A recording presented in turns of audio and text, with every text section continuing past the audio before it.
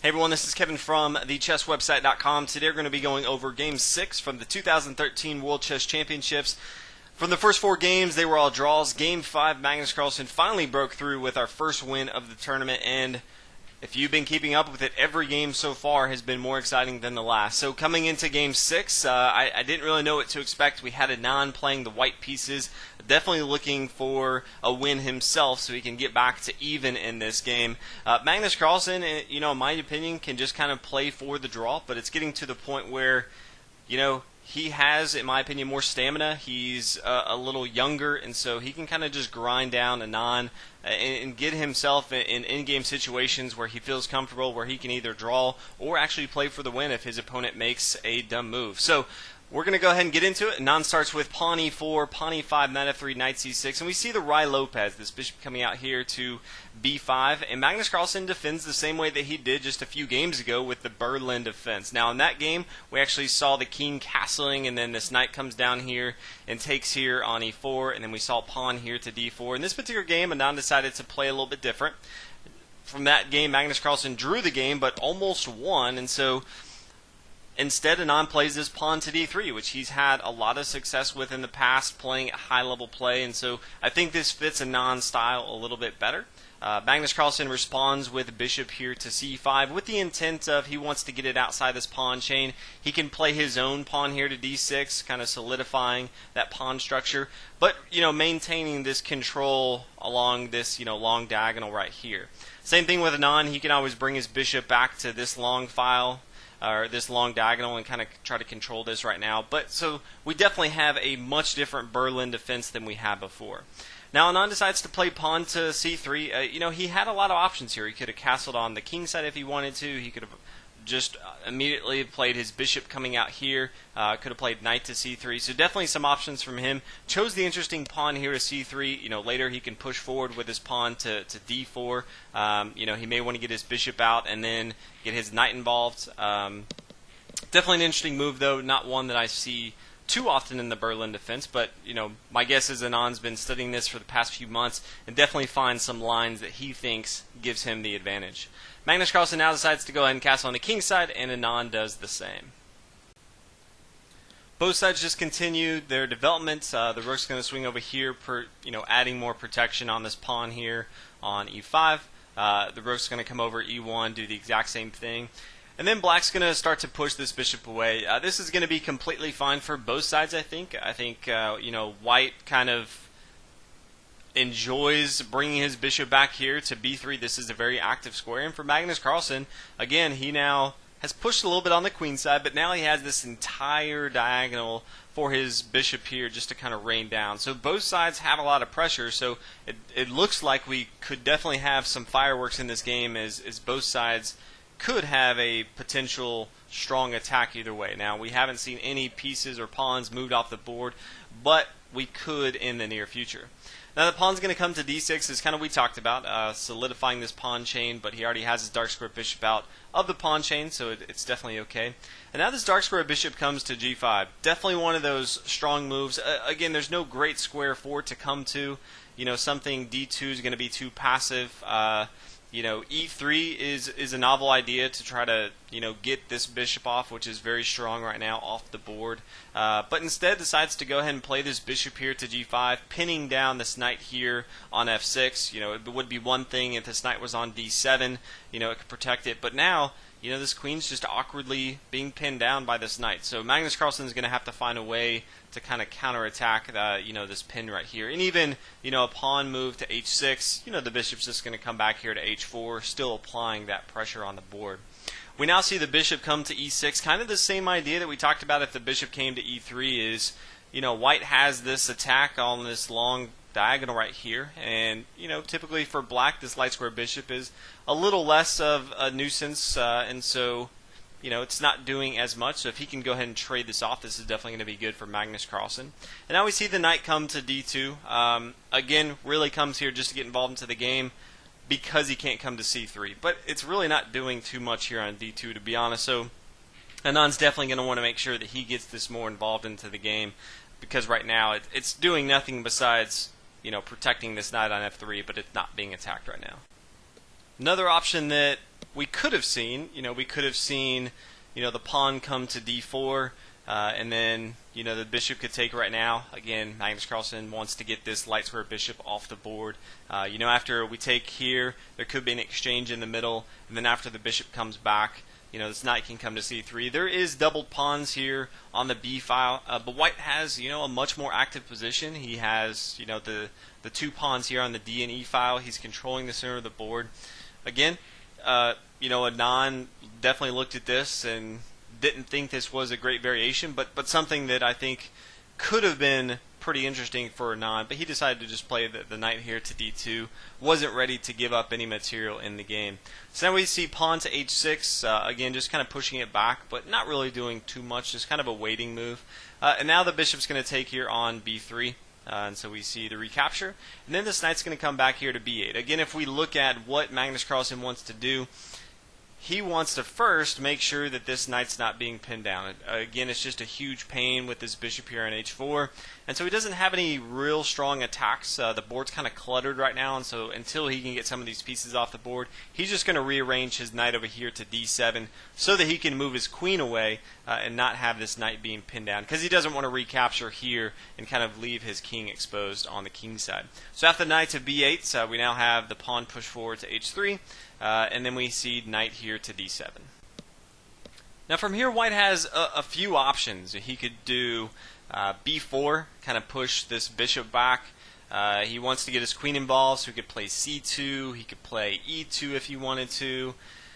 He chose for the knight to h2, looking to get it more involved with knight here to g4. Again, you definitely don't want to keep it here on h2 for very long. Magnus Carlsen could start to apply some pressure. Now plays the queen to e7, looking to get involved into the game, more centralized of e6 since it's not being pinned down.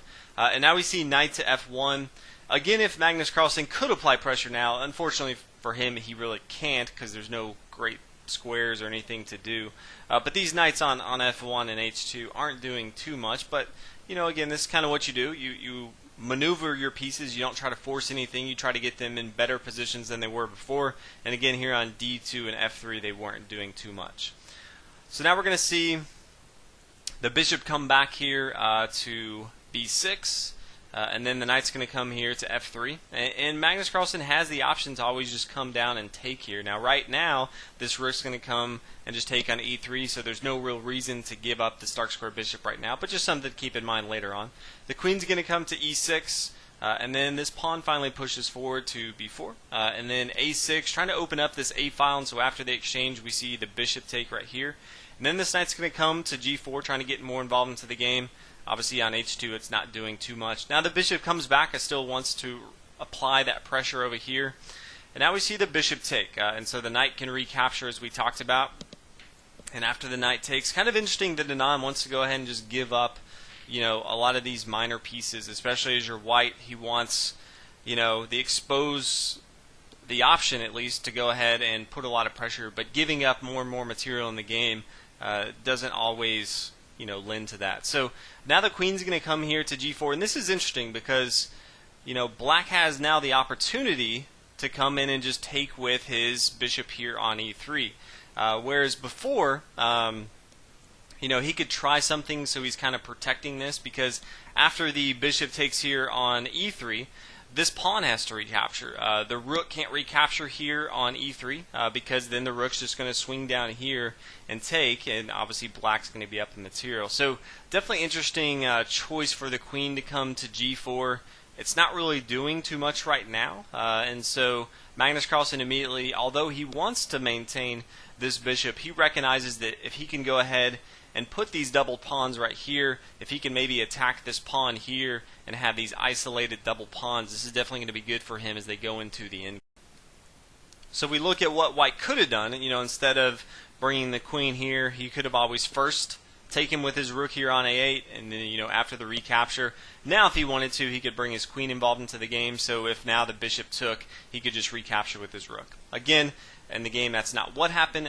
Instead, we see the queen come down, and now we have these pawns right here. Now the queen's going to come back here to e6, and then we have the rook swing over, trying to control the semi-open file. And then probably what I consider one of the best moves in the game, although it's small, Magnus Carlsen recognizes that there's these doubled pawns here on the e file, and he wants to try to chip away at this pawn right here on d3, so that, because right now this is not too bad. You have doubled pawns, but you have this protection, so depending on this could take right here, or this pawn could take, and then all of a sudden it's not too bad. But if this pawn can come off the board, this is really going to be super awkward for Anand to try to defend. And so after the king comes to h2, we see pawn push forward to c4, and this is exactly what Magnus Carlsen's trying to do. If there's a pawn take right here and then recapture, all of a sudden there's doubled pawns, and there's no way for white to really do anything except have an awkward pawn position. So definitely a great move from Magnus Carlsen, and Anand decides to push forward with pawn to d4. This would be great news right here if we could just take right here. Magnus Carlsen's not going to do that. Instead he plays, first takes his rook over here on a1, and then after the recapture, then the queen comes over and starts to attack, kind of chip away right here. So that, after the rook comes here to d1, the queen's going to get more involved. The queen comes up here, and now after the recapture, it's very interesting how we have to take. The pawn taking right here, where Anand would like to do, can no longer work, because now the queen can just come here to e4. Black's going to be up in material, and it is being protected by this rook. So white's almost forced to take with his rook here on d4. Also going to be a mistake if he takes with his pawn here, because again the queen can just come here. That's definitely going to be bad. So Magnus Carlsen almost forces Anand to have these doubled pawns here on e3 and e4. As you see from the rest of the game, Anand just has a really hard time of controlling the equality in the game, and Magnus Carlsen slowly chips away in the endgame, which is where he is the most dangerous. If you slip up in any way in the endgame, even if it's very, very minimal, he can just pounce on you, because again, this is where he's the best. So from here we see the rook come down to e5, getting more involved into the action, attacking the queen.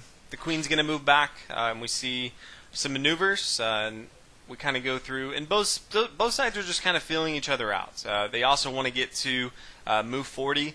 Right now we're on move 34, and so you get 2 hours for the first 40 moves, and then after that you get an additional hour for the next 20 moves. And so both sides, if you kind of look at it, they don't want to make any huge mistakes, but they're starting to run low on time, and so more than anything they just want to slowly improve their position, but then get into that 40 move mark, and then they have a fresh hour that they can kind of take a look at the game and see, okay, how am I going to go into the end game? So the king's going to swing over, and then a few moves later, if we kind of look at it, both sides aren't doing too much, to be honest, which is kind of expected. But as soon as we see this queen come back here a little bit, we see some exchanges right here as we get into the 40th move. And so after the 40th move, we now have a rook in game, but again, Magnus Carlsen has this slight lead. He is now up 1 pawn in material. Definitely something that he's comfortable with. We saw this in the last game where he was able to take this, find a small advantage, and then go on to win the game. So white's now going to attack the pawn over here on b5. And now the rook's going to swing over and defend this. And now black's just going to start to push. Again, pawns are meant to be pushed in the endgame, and so that's exactly what Magnus Carlsen does. And so as we kind of come through, Magnus Carlsen's just slowly pushing up his pieces, trying to maintain the tension. And so as we come through, Magnus Carlsen decides he wants to go ahead and just give up this pawn over here. He wants to swing his rook, starting to attack this king over here. He has the majority on the king side, and so that's where he wants to put the pressure. Over here on the queen side, Anand has the advantage, so he wants to start pushing on the queen side. So as far as what both sides want to do, that's it. Magnus Carlsen pushing on this side, Anand pushing on the queen side. Now see the king move down, and again the pressure just starting to push a little bit. This pawn h4 is very important because after the rook swings over, the king can come to h5, still protect both of these pawns, but you definitely don't want to get into a situation where your king has to move back here to f6, or even an awkward square of e or f4, and then this rook is kind of controlling it. You can't move past it. So now the rook's going to swing over here. Again, greater square for this rook right here. He can also now come to g4 and then g3 if he wanted to, starting to add some pressure. After the rook comes over here, that's exactly what Magnus Carlsen does, starting to force this king away. Now we see the king come over here to g5, protecting this pawn right here. Anand really has to, take this pawn on c4, and then he needs to start pushing up the board, or Magnus Carlsen is just going to keep pushing these pawns, and there's going to be nothing that Anand can do. So he checks the king, and then he comes back over here to c4. Magnus Carlsen seems to be okay with giving up this pawn, and so he does lose this pawn, and so both sides have 3 pawns. In this particular case, it's, as a lot of the GMs that were actually commentating on this game, this is theoretically a draw. Both sides have 3 pawns. Black's pushing on one side, white's pushing on the other. But theoretically, if both sides play correctly, this should be a draw, even though there's a lot of pawns on the board that can do stuff. After the pawn to f4, this is kind of where it fell apart for Anand. Magnus Carlsen's pushing on the king side, and if we look from the queen side, there's really only one thing that Anand should be thinking about, and that's counter pushing on the queen side. So he needs to be playing pawn to b4, and then again it's going to be a race, but it's going to be a draw in the end of it. Instead, he plays rook over here to a4, which just kind of loses time, and all you need is just a little bit of time in this game, and you can actually go ahead and win the game. So this pawn pushes to h3. There's really only one option, and that's to take with the pawn right here. But all this does, Magnus Carlsen is okay with giving up material. He wants to have this open door for this pawn to push forward with his pawn all the way down here. So now we see pawn to c4. Again, just too slow. He's definitely going to lose the race. And so we see f3. And now the rook coming to a3, but it doesn't matter. After the king to e2, Magnus Carlsen just pushing. There's really nothing stopping Magnus Carlsen right now. He can try to check all he wants to. But after the rook comes down here to g1, it's pretty much game over. Even if the rook comes over here to f8 check, e3, there's just no way to stop it. And so Anand looked at it and said, good game. And so we see in game 6, Magnus Carlsen has won and taken a massive advantage halfway through this tournament. We see 6 games left, and he has a 2-win advantage, which is going to be very, very difficult for Anand to come back from.